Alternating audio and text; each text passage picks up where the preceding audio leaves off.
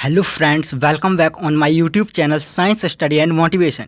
तो आज की लेक्चर में हम बात करने वाले हैं जो सुपर 100 का एग्जाम है उसकी केमिस्ट्री के जो क्वेश्चन देखेंगे। आज हम पूरे 30 क्वेश्चन सॉल्व करने वाले हैं। तो हम अपना पहला क्वेश्चन देखते हैं। हमारा पहला क्वेश्चन है, नाभिकीय रिएक्टर में मंदक के रूप में प्रयुक्त कार्बन का अपर रूप क्या है? इसमें एक ऑप्शन है कोल, दूसरा ग्रेफाइट, तीसरा हीरा और चौथा कोक है। तो हमें इसमें बताना है कि जो नाभिकीय रिएक्टर है उसमें मंदक के रूप में किसका उपयोग होता है। तो हमारा जो राइट आंसर है वो है ग्रेफाइट। नाभिकीय रिएक्टर में मंदक के रूप में ग्रेफाइट का यूज होता है। इसके बाद हमारा नेक्स्ट क्वेश्चन है, हीरा विद्युत का चालन नहीं करता है क्योंकि? तो हमारे पास कुछ ऑप्शन है। तो ऑप्शन नंबर ए है, उसकी संरचना बहुत संगठित होती है, कि जो हीरा होता है वो बहुत ही पास होता है, उसकी संरचना संगठित होती है। सेकंड ऑप्शन है, यहाँ केवल कार्बन परमाणु उपस्थित होते हैं, कि इसमें केवल कार्बन परमाणु उपस्थित होते हैं, इसके कारण इसका विद्युत चालन नहीं होता। एक ये ऑप्शन है। थर्ड ऑप्शन है कि यहाँ कोई मुक्त इलेक्ट्रॉन उपस्थित नहीं है। और चौथा ऑप्शन है कि यह क्रिस्टलीय प्रकृति का होता है। तो हमारे पास जो ऑप्शन है, तो इसमें जो राइट ऑप्शन होगा ऑप्शन नंबर सी होगा, कि यहाँ पर कोई मुक्त इलेक्ट्रॉन नहीं है। क्योंकि जो विद्युत धारा जो बहती है, विद्युत धारा का वहन क्या होता है? इलेक्ट्रॉन के कारण ही होता है। जो इलेक्ट्रॉन होते हैं, इलेक्ट्रॉन के कारण ही जो है विद्युत धारा बहती है, विद्युत का चालन होता है। तो यहाँ पर जो राइट आंसर होगा ऑप्शन नंबर सी होगा। इसके बाद हमारा अगला क्वेश्चन है, क्वेश्चन नंबर 3, साबुन के अणु में होता है। तो हमें यहाँ पे बताना है कि साबुन के अणु में क्या होता है। एक जो साबुन का अणु होता है तो उसमें जो दो भाग होते हैं, साबुन के अणु में दो भाग होते हैं। मान लो एक ये भाग है, एक भाग है। मान लो कि ये वाला क्या है, आगे का भाग है। क्या है कि ये आगे का भाग है। और मान लो ये पीछे का भाग है। क्या है कि पीछे का भाग है। तो आगे का जो भाग होता है क्वेश्चन नंबर 33 में, तो जो आगे का भाग होता है वो क्या होता है कि जल स्नेही, मतलब कि हाइड्रोफिलिक होता है। मतलब कि जल को जो है वो जल इसमें जो है चिपक जाता है, ये चीज़ कह सकते हो। और पीछे का भाग जो होता है वो जल विरोधी होता है, मतलब कि जल को अपने पास नहीं आने देता है। यहाँ पे जो सरफेस होता है इस पर जल नहीं चिपक पाता है, ये चीज़ होती है। तो इसका जो राइट आंसर होगा ऑप्शन नंबर बी होगा, जल स्नेही अग्रभाग एवं जल विरोधी पश्चिम भाग या अंतिम भाग होता है। इसके बाद हमारा अगला क्वेश्चन है, तेलों के हाइड्रोजनीकरण के दौरान इनमें से कौन सा उत्प्रेरक सामान्यतः प्रयुक्त होता है? जो तेलों का जो हाइड्रोजनीकरण होता है इसमें हमें बताना है कि कौन सा उत्प्रेरक सामान्यतः प्रयुक्त होता है। तो यहाँ पर हम देख सकते हैं ऑप्शन नंबर ए है zinc, option number B iron, option number C nickel and option number D palladium. तो यहाँ पर जो हमारा राइट आंसर हो जाएगा ऑप्शन नंबर सी, निकेल जो है एक ऐसा उत्प्रेरक है जिसका उपयोग हाइड्रोजनीकरण के दौरान होता है। इसके बाद हमारा अगला क्वेश्चन, क्वेश्चन नंबर 35 है।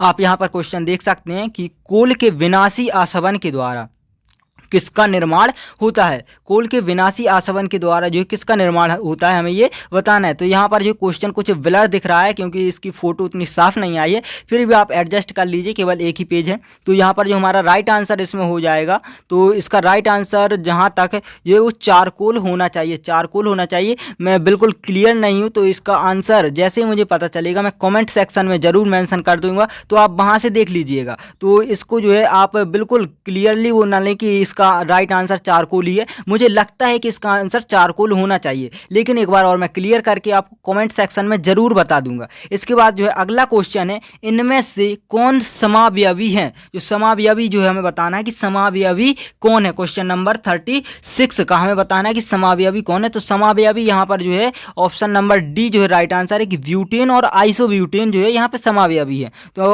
अब जो है इसको हम क्या करते हैं कि ब्यूटेन और आइसोब्यूटेन जो है दोनों का जो यहाँ पर जो होता है इसका फॉर्मूला जो होता है, मतलब कि इसका सूत्र जो होता है, रासायनिक सूत्र, ये जो है क्या होता है कि सेम होता है। रासायनिक सूत्र क्या है इसका, मतलब कि इसका जो स्ट्रक्चर जो है, स्ट्रक्चर डिफरेंट हो सकता है लेकिन इसका जो सूत्र होता है, फॉर्मूला, वो सेम होता है। तो ये क्या होते हैं, समावयवी कहलाते हैं। तो इसको हम एक एग्जाम्पल इसको जो एक्सप्लेन भी कर सकते हैं। जैसे ब्यूटेन है, क्या है कि यहाँ पर ब्यूटेन है, तो ब्यूटेन में जो है 4 कार्बन होंगे, तो ये जो है 4 कार्बन है। और इसमें जो ब्यूटेन है तो यहाँ पर ये H होंगे, यहाँ पर जो H होंगे ये जो है H इस तरह से होंगे। ये क्या है कि अपना ब्यूटेन है, तो इसका जो फॉर्मूला हो जाएगा C4 एंड H कितने हो जाएंगे, 4 4 8 और 2 10, तो C4H10 हो जाएगा। तो इसका ये फॉर्मूला है और ये इसका स्ट्रक्चर है। इसके बाद हम नेक्स्ट देखते हैं आइसोब्यूटेन। आइसोब्यूटेन जो होता है कुछ इस तरह होता है, C यहाँ पर हो जाएगा और जो है C इसमें यहाँ पर भी है, ये जो है C है, क्या है कि C हैं तो यहाँ पर जो इस वाले सी से जो है 3 एच जुड़े होंगे, यहाँ पर जो सी होगा तो इससे भी जो है 3 एच जुड़े होंगे, और इस वाले सी से भी 3 एच जुड़े होंगे, और एक एच इस वाले सी से जुड़ा होगा। तो यहाँ इसका भी फॉर्मूला जो बन जाता है C4H10 बन जाता है। तो यहाँ पर इनका क्या है कि फॉर्मूला तो सेम है लेकिन इनका स्ट्रक्चर जो है वो डिफरेंट है, तो ये समावयवी कहलाते हैं। इसके बाद हमारा अगला क्वेश्चन है क्वेश्चन नंबर 37। कार्बन का अपर रूप जो ऊष्मा एवं विद्युत का अच्छा चालक है। तो हम सभी जानते हैं कि जो ऊष्मा का और विद्युत का चालक है और कार्बन का अपर रूप है तो वो क्या है, ग्रेफाइट है। ग्रेफाइट जो है क्या है कि कार्बन का एक अपर रूप है जो ऊष्मा का भी चालन करता है और विद्युत का भी। और ग्रेफाइट का आप एग्जाम्पल देख सकते हैं, आपके पास जो पेंसिल होती है, पेंसिल की जो निब होती है वो जो है उस ग्रेफाइट की बनी होती है। तो इसके बाद हमारा अगला क्वेश्चन है क्वेश्चन नंबर 38। कार्बन परमाणु का स्वयं जुड़ने का गुण क्या कहलाता है। जो कार्बन परमाणु होते हैं, मान लो कि ये एक कार्बन परमाणु सी है और ये दूसरा, ये तीसरा, ये चौथा, ये सारे कार्बन परमाणु क्या है, एक के बाद एक के बाद एक से जुड़ते चले जाते हैं। तो इस प्रक्रिया को हमें बताना है कि क्या कहते हैं। तो ये जो प्रक्रिया होती है वो बहुश्रृंखलन कहलाती है इंग्लिश। के बाद हमारा अगला क्वेश्चन है क्वेश्चन नंबर 39। इनमें से कौन सा हाइड्रोकार्बन ईंधन के रूप में प्रयुक्त होता है। हमें बताना है कि कौन सा हाइड्रोकार्बन जो है ईंधन के रूप में प्रयुक्त होता है। तो यहाँ पर जो क्या है कि C4H10 जो ब्यूटेन है जो ईंधन के रूप में प्रयुक्त होता है। ब्यूटेन जो है काफ़ी सारी गैसों में जो है रहता है और ये जो है ईंधन के रूप में प्रयुक्त होता है। जैसे LPG गैस होती है, इसमें भी शायद ये होता है। इस तरह से जो गैसें होती हैं इनमें ये इस एक घटक के रूप में होता है। इस कारण जो है ब्यूटेन क्या होता है कि ईंधन के रूप में जो है प्रयुक्त होता है। इसके बाद हमारा अगला क्वेश्चन है क्वेश्चन नंबर 40। तो एल्डिहाइड का जो है क्रियात्मक समूह हमें बताना है। एल्डिहाइड जो क्वेश्चन नंबर 40 में बताना है कि एल्डिहाइड का क्रियात्मक समूह क्या है। तो एल्डिहाइड का जो क्रियात्मक समूह होता है जो सी है, सी पर डबल बॉन्ड O और इस तरफ जो है H, एंड यहाँ पर मान लो कि कोई R जो है कि क्रियात्मक समूह है, R से ये जुड़ा होता है। तो ये क्या होता है, यहाँ पर सिंगल बॉन्ड है तो ये जो होता है यहाँ पर आप देख सकते हैं इस तरह से सिंगल बॉन्ड है तो ये जो होता है एल्डिहाइड कहलाता है। तो यहाँ पर राइट आंसर जो हो जाएगा ऑप्शन नंबर ए होगा। इसके बाद हम और भी ऑप्शन देख लेते हैं। जैसे हमारे पास जो है C double bond O and H है तो ये जो होता है कार्बोक्सिलिक, इस तरफ जो R जुड़ा होगा तो ये जो है कार्बोक्सिलिक समूह कहलाता है, कार्बोक्सिलिक समूह कहलाता है।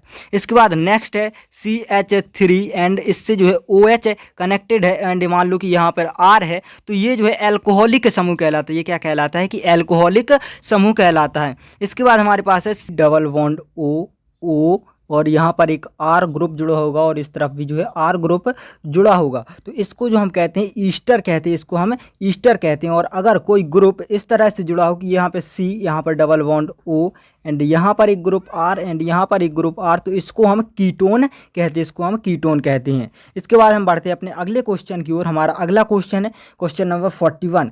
क्षारीय KMnO4 की उपस्थिति में, क्षारीय KMnO4 की उपस्थिति में अल्कोहल के ऑक्सीकरण पर किसका निर्माण होता है। क्वेश्चन नंबर 41 कहता है कि जो क्षारीय KMnO4 है उसकी उपस्थिति में अल्कोहल के ऑक्सीकरण पर किसका निर्माण होता है। तो यहाँ पर जो राइट आंसर हो जाएगा और कार्बोक्सिलिक अम्ल हो जाएगा। जो अल्कोहल है OH होता है, OH का जो क्षारीय KMn, मान लो कि हमारे पास इस तरह से जो है R and this is OH है तो इसका जब ऑक्सीकरण होता है, क्या होता है, ऑक्सीकरण होता है तो यहाँ पर क्या होता है कि R है और यहाँ पर जो OH समूह को क्या कर देते हैं कि डबल OH की जगह पर हम H को हटाकर इस तरह से कर देते हैं R एंड O है यहाँ पर एंड H को हटा के एक और बॉन्ड लगा देते हैं तो R डबल बॉन्ड O बन जाता है और इस तरह से। और ये OH जो है यहाँ पर पहले से एक बार प्रेजेंट है तो इस तरह से जो R double bond O OH तो ये जो क्या है कि कार्बोक्सिलिक अम्ल बन जाता है। इसके बाद हमारा अगला क्वेश्चन है क्वेश्चन नंबर 42। जब चूने के पानी में CO2 गैस को प्रवाहित किया जाता है, जब चूने के पानी में CO2 गैस को प्रवाहित किया जाता है तो वह दुधिया हो जाता है। इस दुधियापन का कारण हमें बताना है। तो हम देखते हैं कि जैसे हमारे पास क्या है, चूने का पानी है, चूने का पानी क्या है CaOH होल ट्वाइस, ये क्या है, चूने का पानी है। और इसमें हम क्या है कि CO2 गैस प्रवाहित करते हैं, CO2 गैस प्रवाहित करते हैं तो यहाँ पर हमारे पास क्या बनेगा कि CaCO3 बनता है, CaCO3 प्लस जो है H2O बन जाता है, क्या है H2O बनता है। तो यहाँ पर हमें क्या बताना है कि इसके दुधियापन का कारण क्या है, तो CaCO3 जो बनता है ये इसका जो है मेन कारण है कि दुधियापन का कारण, तो CaCO3 ऑप्शन नंबर डी जो है यहाँ पर राइट आंसर हो जाएगा।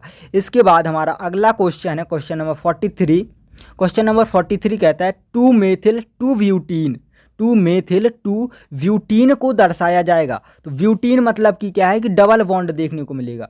ब्यूटीन मतलब क्या है, डबल बॉन्ड देखने को मिलेगा। ब्यूटीन है मतलब कि क्या है, 4 कार्बन होंगे। कार्बन कितने होंगे, 4 कार्बन होंगे। और जो 2 मेथिल मतलब कि जहाँ पर कार्बन नंबर 2 होगा उस पर एक हमें मेथिल समूह जो है समूह देखने को मिलेगा। तो यहाँ पर हम देखते हैं कि देखिए ऑप्शन नंबर ए जो है इसमें हमें डबल बॉन्ड देखने को नहीं मिलता, तो ये नहीं होगा।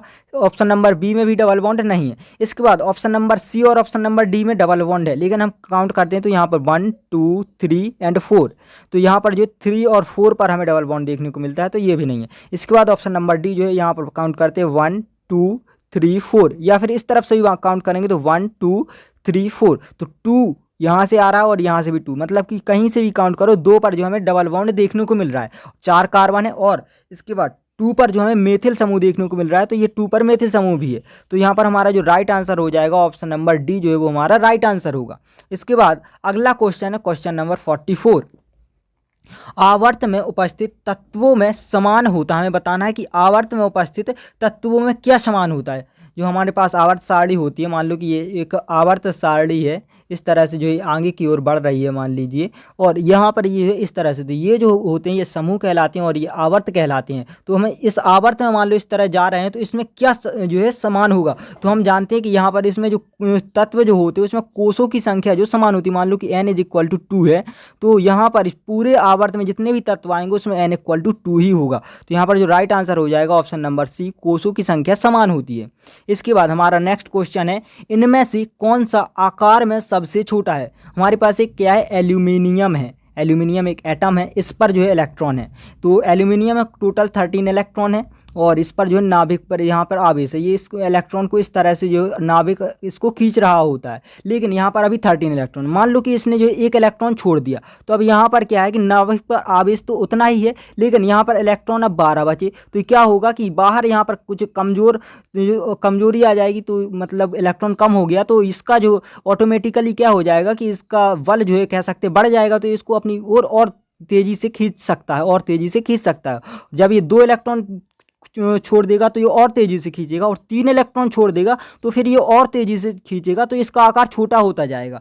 तो आप यहाँ पर क्या कहेंगे कि इसका जो सबसे छोटा आकार जो होगा वो Al3+ का होगा, तो right answer option number D होगा। इसके बाद अगला क्वेश्चन है क्वेश्चन नंबर 46 है, सिलिकॉन एवं क्लोरीन जिनके परमाणु क्रमांक क्रमशः 14 एवं 17 है, इसकी संयोजकताएं बतानी है। संयोजकताओं के लिए क्या होता है कि जो पहले कोश में 2 इलेक्ट्रॉन होते हैं, फिर 8 इस तरह से जो चलते हैं, तो 2 और 8 कितने हो गए, 10 हो गए। लेकिन अगर हम अगले में 8 करेंगे तो ये 18 हो जाएंगे, जबकि सिलिकॉन में 14 है।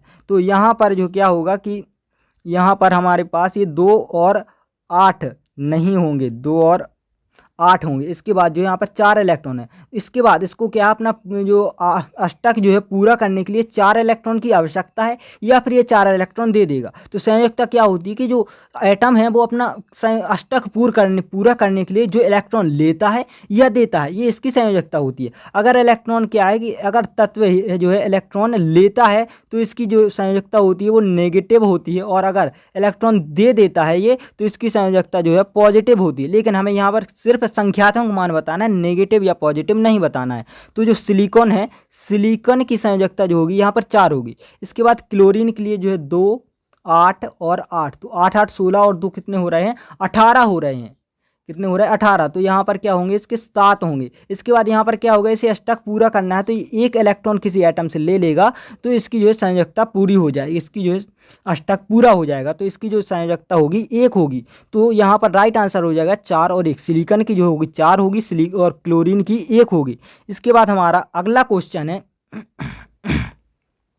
पीतल किसकी मिश्र धातु, हमें बताना है कि पीतल जो है वो किस किस धातु से मिलकर बना होता है। क्वेश्चन नंबर 47 में हमें बताना है। तो यहाँ पर पीतल जो होती है क्या होती है कि जिंक और कॉपर की मिश्र धातु होती है। क्या है कि जिंक एंड कॉपर को क्या करते हैं, मेल्ट करते हैं, और इनको जब दोनों को मिलाते हैं तो यहाँ पर हमारे पास क्या है, पीतल जो है एक धातु बन के आती है। इसके बाद हमारे पास जो है अगला क्वेश्चन है क्वेश्चन नंबर 48। क्वेश्चन नंबर 48 है, एक अम्ल की क्षारीयता को किस प्रकार परिभाषित किया जाता है। जो अम्ल है, अम्ल की क्षारीयता को किस प्रकार परिभाषित किया जाता है।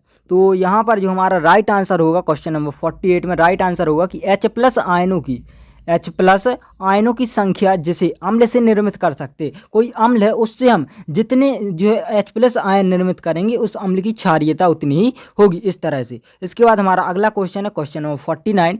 एक विलयन मिथाइल ऑरेंज को लाल रंग में परिवर्तित करता है। एक विलयन मिथाइल ऑरेंज को लाल रंग में परिवर्तित करता है। यह सार्वत्रिक सूचक को किस रंग में परिवर्तित करेगा, ये चीज़ अपन को बताना है। तो ये जो सार्वत्रिक सूचक है इसको यह जो नीले रंग में परिवर्तित करेगा, नीले रंग में परिवर्तित करेगा। इसके बाद हमारा अगला क्वेश्चन है क्वेश्चन नंबर 50। क्वेश्चन नंबर 50 कहता है अभिक्रिया 2Na plus Cl2 this converts into 2NaCl इनमें से किसका उदाहरण है। संयोजन अभिक्रिया, विखंडन अभिक्रिया, प्रतिस्थापन या द्विविखंडन अभिक्रिया। तो यहाँ पर जो होगा क्या है कि Na और Cl पहले अलग अलग हैं और इसके बाद ये दोनों इकट्ठे हो जाते हैं। अब इकट्ठे होना क्या कहलाता है, संयोजन। तो ये हमारी जो हो जाएगी संयोजन अभिक्रिया हो जाएगी। इसके बाद जो विखंडन अभिक्रिया को भी यहीं पर हम देख लेते हैं। मान लो कि ये जो है एक रिवर्सिबल अभिक्रिया होती, मान लो कि 2NaCl ये कन्वर्ट होता है 2Na प्लस Cl में। तो यहाँ पर क्या होता है कि 2NaCl जो है Na और Cl में टूट रहा होता, तो यहाँ पर क्या होता है कि ये विखंडन अभिक्रिया कहलाती।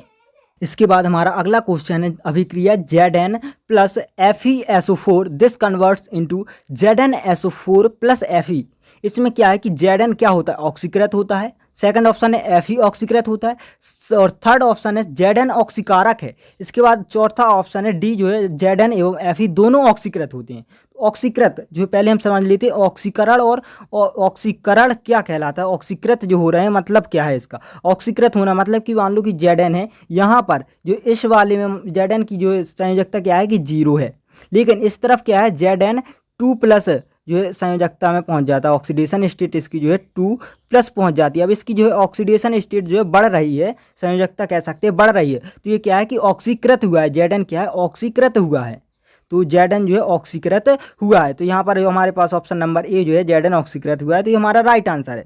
अब यहाँ पर हम और तत्वों पर विचार करते हैं, जैसे Zn यहाँ पर लिखा है कि Zn ऑक्सीकारक है। अगर मान लो कि Zn का अगर अपचयन हुआ होता, मान लो कि Zn की यहाँ पर जो है 2+ संयोजकता होती है और इस तरफ पहुँचने पर ये 0 हो जाती, तो फिर क्या होता है कि इसका जो है अपचयन होता है, तो फिर इस कंडीशन में Zn ऑक्सीकारक कहलाता। आप यहाँ पर देख सकते हैं जो FeSO4 है, मतलब कि यहाँ पर Fe 2+ में है, 2+ में है और यहाँ पर Fe जो है 0 पर पहुँच रहा है, मतलब कि Fe का जो क्या है अपचयन हो रहा है, आयरन का जो है अपचयन हो रहा है।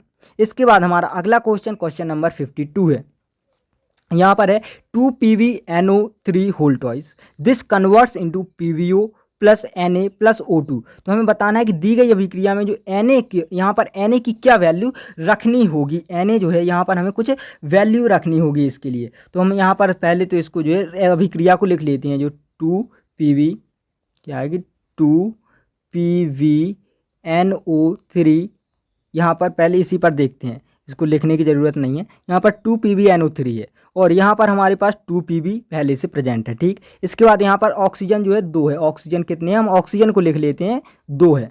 इसके बाद यहाँ पर जो है राइट साइड में हमारे पास ऑक्सीजन 2 यहाँ से और 2 ऑक्सीजन यहाँ से, मतलब कि टोटल ऑक्सीजन जो होगा हमारे पास, जो टोटल ऑक्सीजन कितने हो गए राइट साइड में 4 हो गए, जबकि लेफ्ट साइड में हमारे पास टोटल ऑक्सीजन कितने 3 तो ये और यहाँ पर 2 इसका होल ट्वाइस, तो 3 दूनी 6 और बाहर 2 है, तो 6 दूनी 12, मतलब कि राइट साइड में हमारे पास टोटल 12 ऑक्सीजन है। तो हमें लेफ्ट साइड में टोटल 12 ऑक्सीजन चाहिए, 4 पहले से, तो हमारे पास अभी कितने नहीं है 8 नहीं है, 8 हमें ऑक्सीजन चाहिए। और इसके बाद यहाँ पर N जो है क्या है कि 2 N है, लेकिन यहाँ पर हमारे पास कैपिटल N जो है नाइट्रोजन जो है बिल्कुल भी नहीं है, तो हमें जो है 2 नाइट्रोजन चाहिए। क्या है कि नाइट्रोजन जो चाहिए 2 नहीं 4 नाइट्रोजन चाहिए होंगे, क्योंकि इसका ट्वाइस है और फिर एक बार और इसका ट्वाइस है, तो हमें 4 नाइट्रोजन चाहिए होंगे। तो 4 N और O2 2, तो यहाँ पर जो है 8 ऑक्सीजन होगा, 4 N, मतलब कि 4 NO2, Na की जगह जो है Na की जगह पर जो है 4 NO2 आ जाएगा। तो राइट आंसर जो होगा ऑप्शन नंबर बी होगा। इसमें सिंपली क्या करते हैं कि हम जो है ये दोनों जो right side and left side जो है उनको हम जो है बैलेंस कर लेते हैं, जो टोटल एटम है वो बराबर होनी चाहिए दोनों। इसके अलावा हम यहाँ पर क्या समझ सकते हैं, ये जो विखंडन ऊपर हमने देखा था कि विखंडन अभिक्रिया थी एक, तो जो विखंडन अभिक्रिया जो है यहीं से आ जाती है। जैसे आपको ये दिख रही है विखंडन अभिक्रिया, तो यहाँ पर जो है ये जो P2PbNO2NO3 होल ट्वाइस, ये जो है अभिक्रिया जो दी गई है एक विखंडन अभिक्रिया है। और यहाँ पर जो Zn plus FeSO4 this converts into ZnSO4 plus Fe, यह एक क्या है कि विस्थापन अभिक्रिया है। यहाँ पर जो है Zn जो है FeSO4 से SO4 को विस्थापित कर देता है, तो ये क्या है एक विस्थापन अभिक्रिया है। इसके बाद हम बढ़ते हैं अपने अगले क्वेश्चन नंबर 53 की ओर।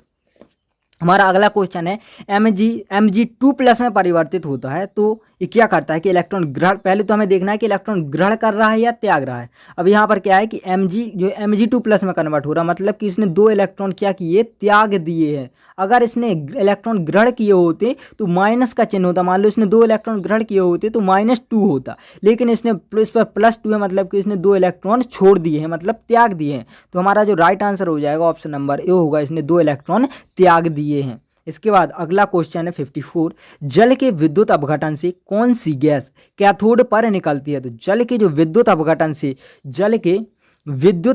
से हमें बताना है कौन सी गैस निकलती है। तो जल के विद्युत अपघटन से जो हाइड्रोजन गैस निकलती है, जल के विद्युत अपघटन से हाइड्रोजन गैस निकलती है, किस पर, कैथोड पर। इसके बाद अगला क्वेश्चन है क्वेश्चन नंबर 55 है, फेरस सल्फेट के ऊष्मीय अपघटन द्वारा लाल भूरे रंग का कौन सा यौगिक मिलता है। तो इसको हम जो है एक जो है रासायनिक अभिक्रिया से देखते हैं, जो FeSO4, फेरस सल्फेट मतलब FeSO4, और इसको जो वियोजित करेंगे तो ये क्या बनेगा, FeO प्लस SO2 बनेगा, SO2। तो यहाँ पर जो है FeO2 है, तो यहाँ पर 2 ऑक्सीजन ये और 2 ऑक्सीजन ये 4 हो रहा है, और यहाँ पर भी 4 S, मतलब कि ये क्या बैलेंस है। तो यहाँ पर क्या है FeO2 बन रहा है, क्या बन रहा है FeO2, मतलब कि FeO2 जो है फेरस ऑक्साइड कहलाता है। तो यहाँ पर राइट आंसर जो हो जाएगा ऑप्शन नंबर ए होगा। इसके बाद हमारा अगला क्वेश्चन नंबर 56 है, H2+Cl2 this converts into 2HCl प्रक्रिया क्या कहलाती है। तो इस तरह का एक क्वेश्चन जो हम ऊपर भी देख चुके हैं, तो ये इसका राइट आंसर जो हो जाएगा संयोजन प्रतिक्रिया कहलाएगी। H2 और Cl2 जो आगे जाकर एक जो संयोजन हो रहा है, इनका इकट्ठे हो रहा है, तो ये संयोजन प्रतिक्रिया कहलाएगी। इसके बाद अगला क्वेश्चन नंबर 57 है, निम्न में से कौन सा यौगिक पुताई के काम आता है। तो पुताई के जो काम आता है वो क्या है कि प्लास्टर ऑफ पेरिस जो यहाँ पर है पुताई के काम आता है। बिना बुझा हुआ चूना, अगर बुझा हुआ चूना होता है तो हम कह सकते हैं ये भी काम में आ जाता है, क्योंकि हम जब पानी जो चूना जो हम मान लो कि दुकान से लाते हैं और उसको जब हम पानी में डालते हैं तो वही जो है बुझा हुआ चूना कहलाता है, लेकिन बिना बुझा हुआ चूना जो पुताई के काम नहीं आता, ये कह सकते हैं। तो यहाँ पर राइट आंसर होगा ऑप्शन नंबर सी। इसके बाद हमारा अगला क्वेश्चन है क्वेश्चन नंबर 58 है, निम्न में से कौन सा यौगिक श्वेत और श्याम फोटोग्राफी में उपयोग लाया जाता है। तो इसका राइट आंसर जो होगा AgBr क्या है, सिल्वर ब्रोमाइड कहलाता है। सिल्वर ब्रोमाइड जो है क्या है कि फोटोग्राफी जो कैमरे होते हैं उनमें इसका यूज किया जाता है। इसके बाद हमारा अगला क्वेश्चन है क्वेश्चन नंबर 59 है, सिल्वर की सतह पर बने काले लेप का क्या सूत्र है। तो सिल्वर की सतह पर जो काले लेप का सूत्र बताना है। सिल्वर जो है क्या है कि Ag, एंड इस पर जब सल्फर का लेप हो जाता है, सल्फर की परत चढ़ जाती है, तो वो क्या है काले रंग का हो जाता है। तो यहाँ पर राइट आंसर जो हो जाएगा Ag2S हो जाएगा, क्योंकि सल्फर क्या है S2- होगा, 2- एंड Ag+ होगा, तो इसका जो सूत्र बनेगा वो Ag2S बनेगा। इसके बाद हमारा अगला क्वेश्चन नंबर 60 है। क्वेश्चन नंबर 60 है कि कैल्शियम फॉस्फेट दांतों की परत में होता है। कैल्शियम फॉस्फेट दांतों की परत में होता है, इसकी प्रकृति बताना है। हम सभी जानते हैं कि हमारे जो दांत होते हैं, दांतों में कैल्शियम फॉस्फेट होता है। तो कैल्शियम फॉस्फेट की जो प्रकृति होती है दांतों में वो क्षारीय होती है। कैल्शियम फॉस्फेट की प्रकृति क्षारीय होती है। तो यहाँ पर राइट आंसर जो होगा ऑप्शन नंबर ए होगा। तो आज के लिए केवल इतना ही। आज हमने पूरे 30 क्वेश्चन सॉल्व किए। अगर आपको ये वीडियो थोड़ा भी हेल्पफुल रहा हो तो आप वीडियो को लाइक जरूर कीजिए, चैनल को सब्सक्राइब कीजिए और अपने दोस्तों के पास भी शेयर कीजिए, ताकि वो भी जो है इन क्वेश्चंस की प्रैक्टिस कर पाएँ और उनका भी सिलेक्शन जो है सुपर 100 में हो पाए। तो आज की वीडियो में केवल इतना ही। अगली वीडियो हम जो है फिजिक्स के क्वेश्चन सॉल्व करेंगे और मैथ के भी क्वेश्चन सॉल्व करेंगे। तो आप चैनल को सब्सक्राइब जरूर कर लीजिएगा, ताकि आपको जो है अगली वीडियो का नोटिफिकेशन जल्दी से जल्दी मिल जाए। धन्यवाद।